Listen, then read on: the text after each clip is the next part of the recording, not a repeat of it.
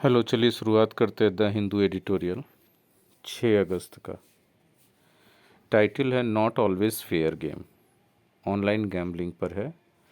और टैगलाइन है state must guard against zealous paternalism while seeking to curb activities online. Online activities को curb करते समय मतलब कंट्रोल करते समय मतलब नियंत्रण करते समय राज्य सरकार को अति उत्साही पैटर्नलिज्म के को कंट्रोल में रखना चाहिए। गार्ड अगेंस्ट करते हैं तो उस पर नज़र रखना, उस पर निगरानी रखना। कभी कभी क्या होता है कि कोई कानून बनाते समय राज्य सरकारें अपने आप को पिता समझती हैं और बाकी जनता को अपना बच्चा समझती हैं। अच्छी बात है, लेकिन वो ऐसा करते समय ये भूल जाती हैं कि उनका एक दायरा है ना, और उसको वो कंट्रोल कर जाते हैं, क्रॉस कर जाते हैं। खैर, देखिए यहाँ क्या हुआ है। Good intentions do not always make for good legislation. Make for माने produce. अच्छे इरादों से हमेशा अच्छा कानून नहीं बनता है। The Tamil Nadu government's effort to protect its youth from the temptation of online gambling by attending a colonial gaming law to ban online rummy and poker has not survived judicial scrutiny. Tamil Nadu सरकार ने प्रयास किया कि अपने युवाओं को वो online gambling के टेम्पटेशन यानी लालच से बचा ले। ऐसा करने के लिए उसने ऑनलाइन रमी और पोकर को बैन करने वाला जो गेमिंग लॉ था, कॉलोनियल गेमिंग लॉ था, उसमें अमेंडमेंट किया, संशोधन किया। ठीक है, कॉलोनियल गेमिंग लॉ का मतलब ये कानून बनाया गया था ब्रिटिश सरकार के समय। ठीक है, लेकिन जब ये संशोधन को जुडिशियल स्क्रूटनी में लाया गया तो ये संशोधन जुडिशियल स्क्रूटनी को सरवाइव नहीं कर सका। मतलब न्यायिक जांच में ये कानून का संशोधन जो था, ये संशोधन सही नहीं निकला। आगे बढ़ते हैं। It's amendment to the Tamil Nadu gaming act 1930 has been struck down by the Madras high court which found the prohibition unreasonable because it sought to bring even games predominantly of skill under the label of gambling if there was an element of betting or even prize money or any other stake involved. ठीक है, देखिए Madras high court ने इस संशोधन को खारिज कर दिया। कौन सा संशोधन? तमिलनाडु गेमिंग एक्ट 1930 में जो संशोधन किया गया है वर्तमान तमिलनाडु के सरकार के द्वारा, उस संशोधन को खारिज कर दिया। क्यों खारिज कर दिया? क्योंकि मद्रास हाई कोर्ट को ऐसा लगा कि जो प्रोहिबिशन लाया गया है ये अनरीजनेबल है। मतलब ये जो प्रतिबंध लगाया गया है संशोधन के द्वारा, यह संशोधन के द्वारा जो प्रतिबंध लगाया गया है अनरीजनेबल है। क्योंकि इस प्रतिबंध में के दायरे में वो सभी गेम्स भी आ जाते हैं जो गेम्स ऑफ स्किल हैं। ठीक है, देखिए क्या किया है तमिलनाडु ने। तमिलनाडु की सरकार ने कहा कि जितना भी गैम्बलिंग वाला गेम है उस सब पर प्रतिबंध लगा दिया जाएगा। ठीक है, अब गैम्बलिंग वाला गेम का परिभाषा उन्होंने दिया कि अगर कोई भी तरह का स्टेक है, चाहे वो प्राइज मनी है चाहे कुछ भी है, कोई भी तरह का स्टेक है उसमें, तो उसको उन्होंने गेम ऑफ चांस यानी किस्मत से जीतने वाला गेम बताया। और उस पर पूरी तरह से रेस्ट्रिक्शन लगा दिया, प्रोहिबिशन लगा दिया, कोई गैर कानूनी है खेलना। केस चला गया मद्रास हाई कोर्ट में, तो मद्रास हाई कोर्ट ने कहा कि भाई कुछ गेम ऐसा भी होता है जिसमें जीतने के लिए स्किल की ज़रूरत होती है, मेंटल स्किल या फिजिकल स्किल की। उस कंडीशन में आप ही जो बोल दे रहे हैं कि कोई भी स्टेक, तो प्राइज मनी भी एक स्टेक है जो लगा हुआ है। तो इस तरह से आपके इस संशोधन के दायरे में हर गेम, हर स्पोर्ट्स आ जाएगा। ऑफ जो मतलब कुछ फिजिकल गेम्स भी खेले जाएंगे वो भी आ जाएंगे। ठीक है, इसलिए हम इसको कैंसिल करते हैं। ये कह के मद्रास हाई कोर्ट ने कहा कि नहीं, ये मान्य नहीं होगा आपका संशोधन। ठीक है, the state's intention was acceptable to the extent, इस हद तक तो स्वीकार्य था इरादा राज्य का कि it sensed the danger involve in allowing addictive games addictive games को अगर आप अलाउ करने के सेंस में या रोकने के सेंस में ये कानून बनाते तो माना जा सकता था। एडिक्टिव गेम्स किसको कहा जाता है? वैसा गेम जिसको खेलने से एडिक्शन हो जाता है, खेलने वालों को, खिलाड़ियों को उसकी लत पड़ जाती है, ठीक है। हालांकि हाउएवर इट अर्ड इन, इसने गलती कर दिया, इस कानून ने, सरकार ने गलती कर दिया in failing to make distinction between games of skill and games of circumscribing the terms to games that are based on chance. ठीक है, गौर से समझिएगा कि ये जो संशोधन किया गया सरकार के द्वारा, ये संशोधन फेल हो गया गेम्स ऑफ स्किल और गेम्स ऑफ चांस के बीच डिस्टिंक्शन यानी भेद करने में, अंतर करने में। ये ऐसा संशोधन कर दिया गया जिससे पता ही नहीं चला कि भैया गेम्स ऑफ स्किल और गेम्स ऑफ चांस में क्या डिफरेंस है, ठीक है। और आगे देखिए क्या कहा जा रहा है।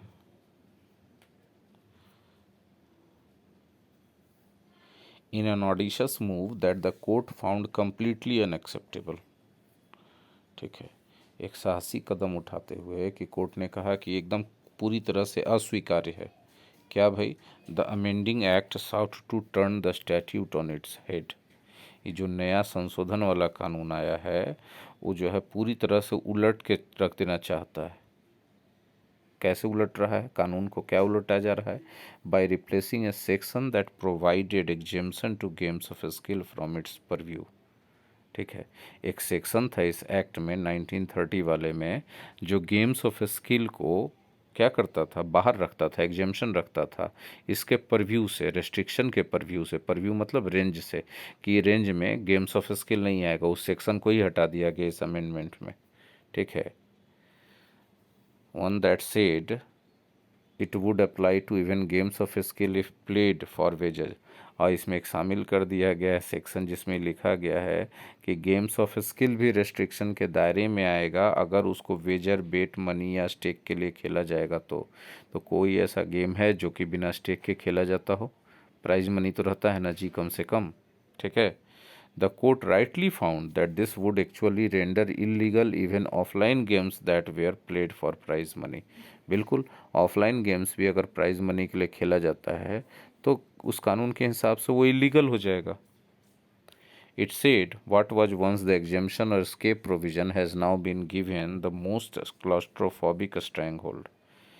कोर्ट ने कहा कि जो एक एग्जेम्पशन या एस्केप प्रोविज़न था, मतलब जो एक सेक्शन दिया गया था इस कानून में जिसके जरिए जो सही चीज़ है उसको बचा के निकाला जा रहा था रिस्ट्रिक्शन से, उस पर सबसे ज़्यादा क्लॉस्ट्रोफोबिक स्ट्रेंज होल्ड बना दिया गया है। मतलब क्या है कि सबसे ज़्यादा उसको एकदम बंद कर दिया गया, घुटन वाला रिस्ट्रिक्शन उसमें लगा दिया गया है। And has the possibility of bringing about the most ridiculous and unwanted results if applied in letter and spirit. In letter and spirit मतलब अक्षरशः, अगर अक्षरशः इस कानून का पालन किया गया तो इसका जो परिणाम होगा बहुत ही रिडिकुलस होगा और बहुत ही अनवांटेड होगा, सही नहीं होगा, ठीक है। One of the problems of political populism is that the state takes its paternalistic role too seriously. ये देखिए, पॉलिटिकल पॉपुलिज्म का एक समस्याओं में से एक समस्या ये है कि सरकारें कभी कभी अपने पैटर्नलिस्टिक रोल को यानी पितृतात्मक भूमिका को बहुत ज़्यादा सीरियसली ले लेती हैं।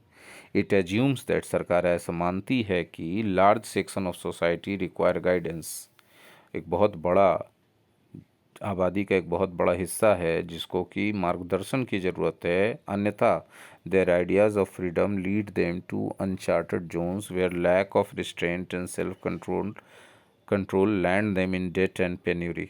उनका मानना है कि अगर इस तरह का नियंत्रण नहीं लगाया गया तो जनता में से अधिकांश ऐसे होते हैं जो अपने फ्रीडम को के कारण, ठीक है, अपने मिली हुई आज़ादी के कारण और प्रतिबंध की कमी के कारण, सेल्फ कंट्रोल की कमी के कारण अपने आप को कर्ज में और दरिद्रता में डुबा देंगे। मतलब सरकार एक लाइन में कहती है कि जनता को सेंस नहीं है। अब मेरा सवाल यहाँ पर आता है कि अगर जनता को सेंस नहीं है, आप ही की बात मान लेते हैं, आप प्रतिबंध लगा रहे हैं, चलिए स्वीकार कर लेते हैं, आप क्या ऐसा व्यवस्था कर रहे हैं कि जनता को सही गलत का सेंस आ जाए? आप नहीं करना चाहेंगे, पूछिए क्यों?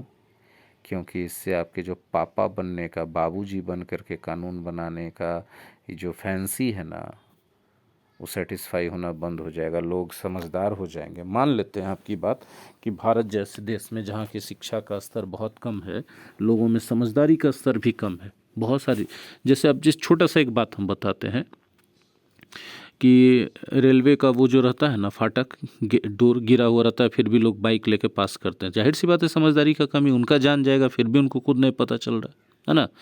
तो आप इस सब चीज़ में अवेयरनेस लाने के लिए लोगों का जो है समझदारी बढ़े, एक विकसित देश जैसा जनता यहाँ का हो जाए कि एक बार मना कर दिया गया कि भाई आपके लिए हानिकारक है तो खुद ही मूल्यांकन कर लें कि वाकई हानिकारक है ना, हो सकता है ना, और उस हिसाब से वो व्यवहार करें।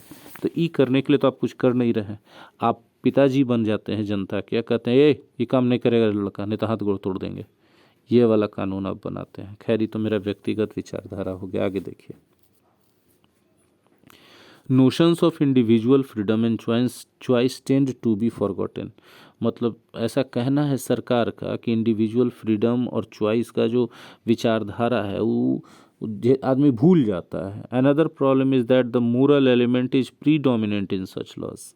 दूसरा समस्या इन कानूनों के साथ है जो कानून बनाए गए हैं संशोधन के द्वारा, कि उनमें जो है मोरल एलिमेंट प्रीडोमिनेंट है, मतलब ज़रूरत से ज़्यादा हावी है, often to the detriment of the reasonableness of their provisions.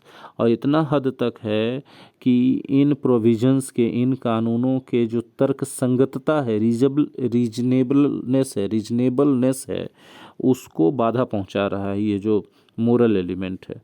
Some activities are associated with sin more than with commerce.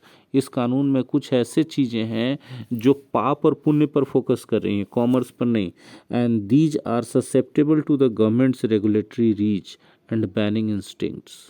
और ये सब चीज़ें एकदम ससेप्टेबल है गवर्नमेंट के रेगुलेटरी रीच के लिए और उनके बैनिंग इंस्टिंक्ट के लिए। The court, while understanding the law's intent, has rightly questioned the lack of proportionality in banning something that could have been regulated. Court ने बिल्कुल सही सवाल किया है इस कानूनों के इरादे पर कि भाई जो चीज़ को आप रेगुलेट कर सकते थे कानून बना के, उसका दायरा लिमिट कर सकते थे, उसको नियंत्रित करवा सकते थे, उसको आप बैन क्यों कर रहे हैं। It notes that the excessive paternalism could descend into authoritarianism. ठीक है, गवर्नमेंट इस कोर्ट ये बताती है कि अगर आप एक्सेसिव पैटर्नलिज्म कीजिएगा तो धीरे धीरे ऑथोरिटेरियनिज्म में बदल जाएगा, यानी जो पितृतात्मक स्वभाव है आपका ये धीरे धीरे निरंकुशवाद में बदल जाएगा। And curb an activity individuals are free to indulge. और उन एक्टिविटी को भी प्रतिबंध आप लगाने लगिएगा जिनको करने के लिए कोई भी व्यक्ति विशेष स्वतंत्र है। It could not sympathize with the state's contention that online games were invariably open to manipulation. जब राज्य सरकार ने कोर्ट में ये तर्क दिया, कंटेंशन किया कि भाई ऑनलाइन गेम्स जो है मैनिपुलेशन आसानी से किए जा सकते हैं, ठीक है, तो और सरकार ने यह भी तर्क दिया कि no distinction need be made between games of chance and those of skill. और सरकार ने यह भी कहा कि गेम्स ऑफ चांस और गेम ऑफ स्किल के बीच अंतर करने का ज़रूरत नहीं है। तो इसके साथ कोर्ट ने सिंपैथाइज नहीं किया, मतलब इस बात से कोर्ट ने सहमति नहीं जताई, कहा ना बिल्कुल गलत बात है, हम नहीं मानते ऐसा। However, it did remember to observe that appropriate legislation regulating betting and gambling activities is still possible. हालांकि सरकार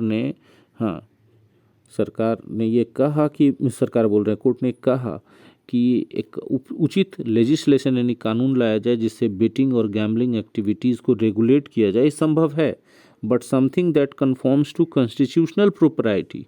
लेकिन वैसा ही कानून लाया जाए जो संवैधानिक रूप से सही हो, उसके अनुसार हो। ठीक है, ये था 6 अगस्त के एडिटोरियल के analysis. Thank you very much.